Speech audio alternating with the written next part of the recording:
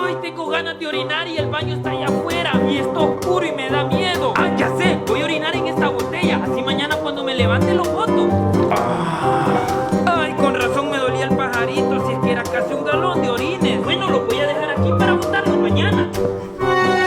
Uy, a alguien se le olvidó meter el saco de piña a la refri. Lo voy a meter a la refri antes de que mi mamá esté enojada. ¡Junior, a comer! ¿Qué pasó? ¿No vas a comer? Sí, sí, toma, aquí está tu jugo de piña.